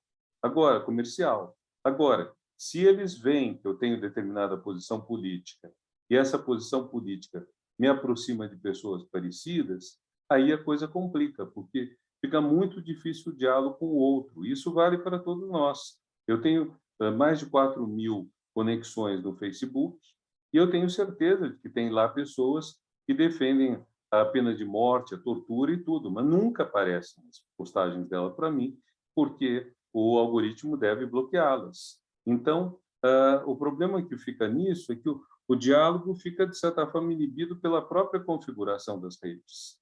Quer dizer, uma configuração para vender produtos acaba gerando uma falta de diálogo e, segundo o depoimento dessa moça americana, talvez até mesmo incitando o ódio, né? Porque torna a nossa questão um pouco mais problemática, porque não é só a gente ter paciência, né? Como o republicano norte-americano que quer ter um trabalho dominista com seus colegas de partido, né? Mas é uma questão de uma estrutura até, né? Não sei se temos mais perguntas. Sim, estou vendo. Temos aqui mais uma que nos chegou aqui por outro canal, que eu vou aqui fazer, é uma pergunta da Ana Petronilho, e no fundo o que ela está a falar era um bocadinho o que falávamos há pouco da diferença entre os iludidos e os radicais, não é? E o que ela pergunta é se estes iludidos, se nós às vezes o facto de os confundirmos um pouco e, portanto, confundimos estes iludidos com os radicais e acharmos que não vale a pena esclarecê-los, se esta nossa, às vezes, superioridade moral não pode fazer com que percamos as pessoas pelo caminho. E se isso não pode, essa própria maneira de lidar com quem não está a querer conversar, com quem não está a querer ouvir, não pode também ser gerada por esta nossa forma de achar que não vale a pena esclarecer e se nós não temos alguma responsabilidade nesses extremismos. A pergunta é esta. Olha, Ana, eu vou dar um depoimento pessoal, viu? Eu sempre fui uma pessoa de muito diálogo. E nos períodos, durante todo o governo petista, apesar de eu votar no PT, mas eu nunca votei no PT por ser PT. Eu sempre votava no PT por achar que era o melhor candidato, tanto que votei em candidatos de outros partidos, mas sempre progressistas. Mas eu tinha muita disposição a dialogar com pessoas que eram antipetistas, e quando havia alguns petistas fanáticos na minha página, começavam a acusar, a atacar, a ofender pessoas que eram antipetistas, eu mandava silenciar e, em alguns casos extremos, eu até bloqueei algumas pessoas que faziam esses ataques aos antipetistas. Depois do golpe de 2016, a minha paciência diminuiu muito, sabe, muito. Eu comecei a sentir que eu tinha feito, não digo um papel de bobo, mas comecei a não ter mais tem certo tipo de discurso que antes eu aceitava, eu achava que podia ter diálogo, etc. Então, tudo isso que eu disse antes sobre o diálogo é verdade, eu acredito nisso, mas eu devo dizer que a minha paciência para isso diminuiu muito. Sabe, quando eu vi as coisas foram ditas, mesmo quando eu vejo essa história de chip colocado, que agora a ideia é que o chip vem com a vacina contra a Covid. Não sei se alguém fala isso em Portugal, mas no Brasil bastante gente diz isso. Que vão colocar um chip, que vão controlar a pessoa, etc. e tal. Sabe, eu perdi muito a paciência com isso, sabe? Então, eu estou hoje com uma certa dificuldade de ter um diálogo com pessoas de outra linha. Eu gostaria muito de ter essa capacidade de diálogo que eu tinha antes. Eu lembro uma ocasião, durante o processo do assim chamado mensalão, que eu publiquei um post para os amigos petistas e um para os amigos antipetistas. Em cada um, eu tentava ver se eles concordavam com certas coisas, quer dizer, que os petistas concordassem que tinha havido uma corrupção e que precisava apurá-la. Os antipetistas concordassem que o processo tinha que seguir as normas da lei e não podia ser um processo do qual você já parte do princípio que tem que condenar, você tem que ver se a pessoa é culpada ou não. Eu não sei se hoje eu teria toda essa paciência, sabe? E olha, eu ainda sou daqueles, para falar em termos de políticas brasileiras, que não acha absurdo o Lula ter como vice o ex-governador de São Paulo, Alckmin, que foi líder do PSDB e concorreu contra ele em 2006. No debate final, o Alckmin várias vezes falou: Lula, você está mentindo. Quer dizer, foi uma pessoa muito desrespeitosa e acho que por isso mesmo o Alckmin conseguiu um recorde raro no mundo, que é ter menos votos na segunda volta do que na primeira. Eu acho que o desrespeito dele ao presidente calou mal para ele. Mas eu não acho ruim ele eventualmente ser vice do Lula. Mas eu confesso que minha paciência diminuiu muito, sabe? Muito. Então, eu não sou, vamos dizer... Então, talvez por isso, entre a opção vamos dialogar, vamos ter paciência, e a opção vamos ver de que maneira se devolve esperança e futuro, eu acredito um pouco mais na segunda. Mas, para chegar à segunda, precisa haver governos que optem por isso mesmo, entende? Governos que sejam governos, no meu entender, progressistas. Então, esse é um ponto crucial. Se calhar ia pegar precisamente nessa sua resposta para fazer aqui uma pergunta que vai um bocadinho nesse sentido, mas aqui num outro papel de um outro ator social, que são as universidades. Falámos aqui desta importância no fundo, partilha de valores, partilha destas duas ideias filosóficas que são necessárias para conseguirmos que haja diálogo, para devolver esta esperança no futuro e para esta forma de pensar em que valorizamos os factos. Qual é que acha que pode ser o papel da universidade? E se calhar faço-te aqui a pergunta de duas formas. O papel da universidade na sua relação com a sociedade civil, não é? Com o resto da sociedade, mas também no seu papel de formar, no fundo, os futuros cidadãos. A universidade, que cidadãos são estes que a universidade pode formar para que isso possa ser cada vez mais uma realidade? Bom, então eu vou falar um pouco, vou falar a partir da experiência brasileira. No Brasil, as universidades públicas são gratuitas. E há muita defesa do ensino público e gratuito, que, por sinal, está na Constituição. Todo o ensino público no Brasil tem que ser gratuito. Porém, isso acaba levando as pessoas a acharem que a única coisa que o ensino público tem que ser é gratuito, não tem que ser voltado para o bem público, não tem que ser voltado para o bem comum. Resultado, muitas pessoas fazem certos cursos, por medicina, arquitetura, cursos que permitem depois uma privatização do diploma, de modo que a pessoa ganhe muito dinheiro, sem sentirem nenhuma obrigação em relação à sociedade que custeou o seu curso. Então, acho que esse é um ponto que a gente teria que formar os alunos da universidade com uma preocupação cidadã maior. Eu posso estender isso para as universidades não públicas, universidades pagas, e dizer, em todo caso, a educação é obra de uma sociedade inteira. Aquele adágio moçambicano, precisa de uma aldeia para criar uma criança. Então, nenhum de nós foi criado só pela família ou só graças ao dinheiro dos seus próprios. Foi criado por todo mundo com quem interagiu. Então, tem que ter um compromisso, tem que ter uma devolução, e nós, professores, temos que fazer que as universidades incutam isso na cabeça das pessoas. Eu vou dizer uma coisa muito paradoxal, mas no Brasil é mais possível que uma empresa fale em responsabilidade social do que um diretório de estudantes. Um diretório de estudantes vai ocupar a reitoria, vai fazer greve, vai protestar e provavelmente não vai preparar o futuro desses alunos como pessoas comprometidas socialmente. Então, talvez termine o período e seja, como disse a mulher de um sociólogo francês de direita, anos atrás, em cuja casa eu jantei, e que me contou como tinha sido maravilhoso tocar o piano na Sorbonne durante a ocupação em 68. Nada isso impediu ela e o marido de se tornarem pessoas muito conservadoras, mas passaram por aquela experiência alegre da juventude. Eu acho que a universidade não pode ser um intervalo na vida da pessoa, ela tem que ser um momento de formação mesmo para o futuro. E a outra questão, a universidade mais para fora de si. Eu penso que uma coisa muito importante seria cada área do conhecimento. Eu fui diretor da CAPES, que é o órgão que avalia os doutorados e mestrados no Brasil, e nós dividimos em 49 áreas do conhecimento: filosofia, química, engenharia civil, engenharia de produção, medicina, cirurgia, etc.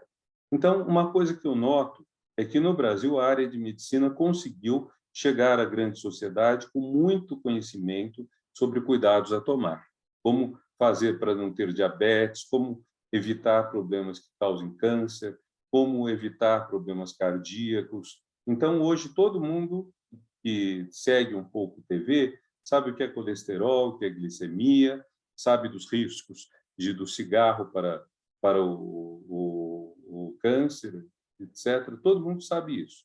Agora, as outras áreas não fizeram isso. E uma coisa que eu tentei fazer na CAPES, que eu acho que continua sendo importante, é que cada área do conhecimento seja capaz de fazer um videoclipe de 30 segundos, 1 minuto, transmitindo conhecimento para a sociedade. Por exemplo, área de direito.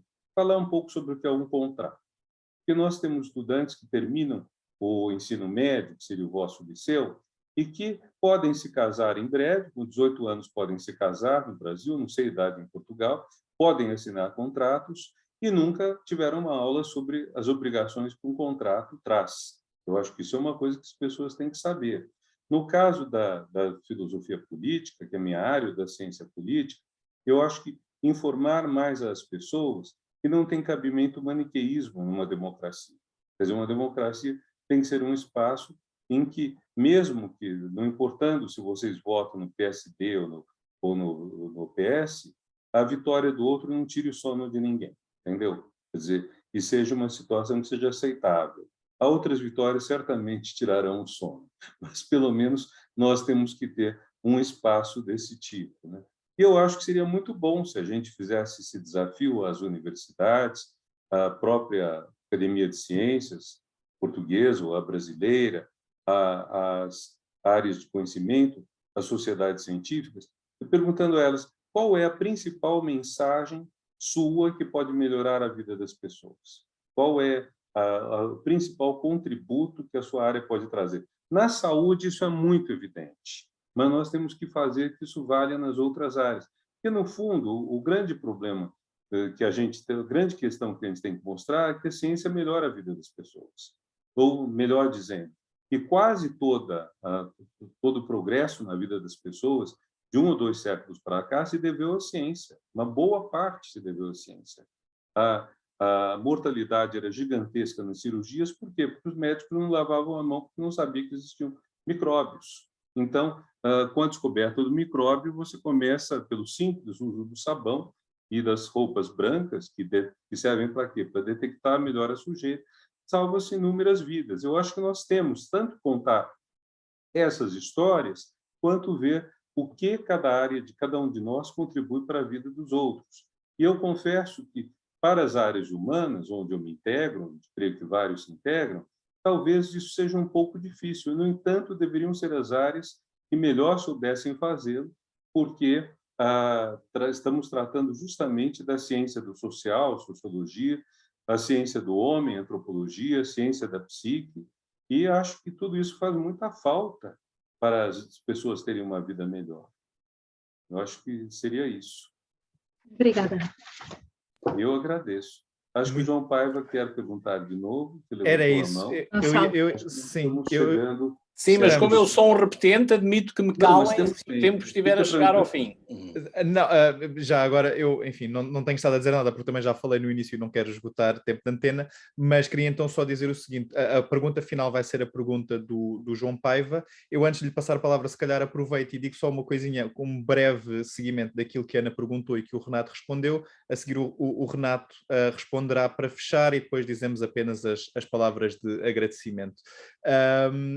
Então, só uma questão que talvez não tenha sido muito discutida, mas que eu acho que foi muito importante ter sido introduzida agora, que é a seguinte: a partir do Portugal, pareceu a determinada altura que aquilo que estava a acontecer no Brasil, com as políticas de Bolsonaro, etc., era também, ao mesmo tempo, e em virtude de todos estes problemas, um ataque não só à academia e à ciência em geral, como também, muito especificamente, àquelas disciplinas que parecem mais promover o pensamento crítico e a capacidade de serem críticas em relação ao próprio poder, como são os casos, por exemplo, das filosofias e da filosofia e da sociologia. Eu não sei até que ponto é que isto é factual ou não, mas gostava de perguntar ao Renato, também na sua qualidade de presidente da Sociedade Brasileira para o Progresso da Ciência, como é que as universidades em geral se estão a posicionar em relação àquilo que tem acontecido na política científica brasileira nos últimos tempos, e se esta chave que o Renato está a dar, por exemplo, em relação às áreas humanas, que tem que ver com a própria capacidade de mostrarem à sociedade de que forma é que são valiosas, pode ou não ser uma estratégia extensível no contexto brasileiro para fazer face a este problema de políticas públicas. Sugiro que o João Paiva faça a sua pergunta imediatamente em seguida e depois que o Renato possa responder. Muito bem, então eu vou ser telegráfico, só também apanhar ali a boleia da intervenção da Ana e dizer da importância deste esforço.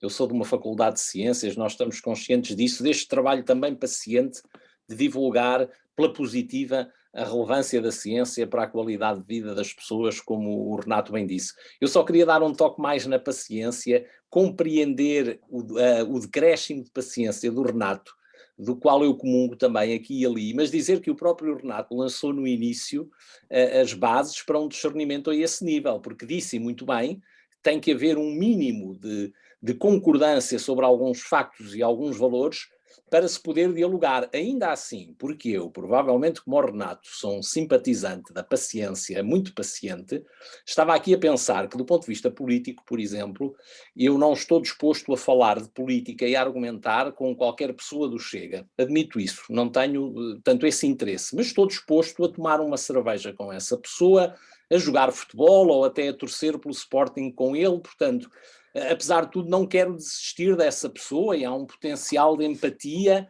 sem superioridade, mas é verdade que eu julguei até que nós aqui ainda íamos conseguir ter algumas luzes mais para além da paciência, mas tenho a impressão que não, sobre estes meios de não diálogo que são os que nos assustam. E, portanto, eu diria que, em todo o caso, em síntese, a aposta no diálogo, que é bem insinuada nesta temática, é uma coisa com a qual todos aqui podemos concordar e que agradecemos ao Renato por nos tornar evidente. Era só esta observação. Muito obrigado. Muito obrigado, João. Então, vamos lá. Bom, nós temos que ter muita paciência. Eu penso que, mais do que paciência, João, nós temos que entender a cabeça dessas pessoas, sabe? Nós temos que entender o que está passando na cabeça delas e tentar lidar com as causas. Então, o diálogo, só como diálogo, talvez seja difícil e eu e você não tenhamos tanta vontade de sentar com essa gente e ouvir muita besteira, ainda mais sabendo que nossos argumentos provavelmente cairão em ouvidos moucos, né? Mas penso que nós temos que entender melhor o que levou essas pessoas a essas posições. Eu dei algumas hipóteses: a falta de futuro, a perda de nível econômico, a crise de 2008, a atribuição, no caso do Brasil, do sucesso pessoal ao esforço pessoal mais ao dom de Deus, mas a incapacidade de entender a existência da dimensão propriamente política, coisa que eu acho que é uma falha do PT, que o PT deveria ter insistido na dimensão política da vida pública. Então, é paradoxal até que um partido como ele não tenha feito isso, mas não fez. Mas acho que esse é realmente um ponto que nós temos que entender melhor para conseguir lancetar isso, porque eu penso também, gente, que quando terminar esse pesadelo, falando pesadelo brasileiro, mas tem outros pesadelos no mundo, nós temos que nos esforçar muito para que o ovo da serpente não volte a chocar, sabe? Para que a gente corte pela raiz a possibilidade de volta disso. Porque para o Brasil foi um choque muito grande. 30 anos de vida democrática, um impeachment inteiramente conforme as regras do presidente Collor, uma transição absolutamente pacífica de um governo de centro-direita para o centro-esquerda, Fernando Henrique para Lula, e, de repente, parece que o meu mundo caiu, como diz uma canção da nossa grande cantora Maísa. O meu mundo caiu e a gente fica sem entender como chegou todo esse desastre. Agora, a maneira como as disciplinas que seriam mais vinculadas a um espírito crítico em relação à sociedade foram encaradas. Na verdade, esse é um ponto curioso, Gonçalo, porque no governo Fernando Henrique, o Congresso aprovou uma lei mandando incluir filosofia e sociologia no ensino médio, que já tinham existido, mas foram tirados pela ditadura. Fernando Henrique vetou a lei. O sociólogo, o príncipe dos sociólogos, vetou a lei que mandava reintroduzir a matéria da qual ele era catedrático, sociologia, enfim, no currículo do ensino médio brasileiro. No governo Lula, as matérias foram introduzidas. É verdade, com uma aula por semana, que é muito pouco no ensino médio. No governo Temer, elas voltaram a ser tiradas. E foram tiradas de uma forma muito safada, por assim dizer, porque houve uma medida provisória, que seria o equivalente a um decreto-lei, que depois precisa ser aprovado pelo Congresso, e simplesmente eles colocaram no artigo em que estava, mandaram refazer a lei em que estava a inclusão da sociologia e filosofia, e colocaram outro assunto, como se fosse os professores serão promovidos por mérito a cada tantos anos. Quer dizer, eles não disseram simplesmente ficam tiradas as matérias, ou fica revogado o artigo tal. Eles fizeram uma verdadeira burla de fingir por outro lado. Então, é uma situação muito curiosa essa. Mas, enfim, é muito claro que nem para Fernando Henrique, nem para Temer, nem para Bolsonaro, essas matérias interessam. E há uma luta importante. Hoje mesmo, por exemplo, eu vi em Porto Alegre, capital do Rio Grande do Sul, a prefeitura queria tirar filosofia do ensino médio e saiu um livro que está disponível para download gratuito, chama Fica Filosofia. E esse livro tem vários depoimentos de pessoas sobre a área da importância da filosofia. Então, há uma luta. E, de modo geral, as universidades públicas têm lutado. No caso das universidades federais, é um ponto que complica. Elas escolhem o seu reitor, mas mandam uma lista tríplice ao governo federal, que nomeia, durante todo o governo Fernando Henrique, Lula e Dilma, foi nomeado o primeiro colocado, exceto uma vez que Fernando Henrique nomeou o segundo, na Universidade Federal do Rio de Janeiro, e criou 4 anos de conflito intenso, a tal ponto que o reitor interventor contratou seguranças privados para acompanhá-lo no campus. E agora esse governo tem nomeado com frequência o terceiro e às vezes até o segundo colocado, causando muitos conflitos internos. E eu insisti desde o começo desse governo que as pessoas tentassem fazer uma lista tríplice com 3 nomes da mesma linha vitoriosa, quer dizer que houvesse disputa de chapa, sim, mas que na hora de mandar a lista tríplice os 3 nomes fossem da chapa vitoriosa. Algumas universidades fizeram isso, outras não. Então nós estamos numa situação crítica, que alguns dos nomes nomeados para reitores são muito ruins. E a pressão do governo federal é péssima. Na posse de um dos reitores que eu conheço, eu soube que o ministro veio à posse sem máscara, sem nada, e disse: cerque-se da direita na sua gestão. Não faça uma gestão sem ter gente de direita próxima, porque não tem nada a ver com a violação da autonomia universitária, né? Então, a situação não é fácil. Vocês, graças a Deus, estão bastante longe disso, então eu creio que devem ficar muito felizes de terem as opções que são as principais na próxima eleição, de terem, enfim, um convívio tão civilizado como que o governo socialista teve com o presidente de direita, mas democrata, e eu espero que esse caminho, vamos dizer, da falta de diálogo, do retrocesso, da grande regressão, que é o nome de um livro que saiu na Alemanha, e para o qual eu contribuí com um artigo na edição brasileira, que essa grande regressão chegue ao fim e a gente consiga voltar a ter uma vida mais civilizada. E penso que as ciências, em geral, têm um papel muito grande nisso. Queria terminar cumprimentando o Gonçalo, o Pedro, a Ana, todos vocês, e agradecendo à Academia de Ciências de Lisboa por essa oportunidade. Tudo de muito bom para vocês, muito sucesso, saúde, né? Claro, e felicidade. Obrigado. Muitíssimo obrigado, Renato. Bem, em meu nome, em nome do Pedro, da Ana, do Seminário de Jovens Cientistas e de todas as instituições parceiras, nós só queríamos mesmo reiterar os nossos agradecimentos ao Renato e ao público, dizer que este foi um excelentíssimo pontapé de saída do nosso ciclo de conferências. Não consigo imaginar que pudesse, em nenhum mundo possível imaginário, ter corrido melhor e, portanto, espero que as pessoas que tiveram a oportunidade de assistir possam também participar nas próximas sessões, onde teremos outros convidados, cientistas, jornalistas, conseguirão ir tendo acesso ao programa e a todos os detalhes no canal YouTube do Seminário de Jovens Cientistas e também através da divulgação que é feita pela Academia das Ciências e pelos outros meios. Foi um diálogo transatlântico. Esperamos ver-vos então em janeiro para a próxima sessão. Renato e todos, um grande abraço. Grande abraço a todos, viu? Obrigado. Boa noite a vocês. Boa noite.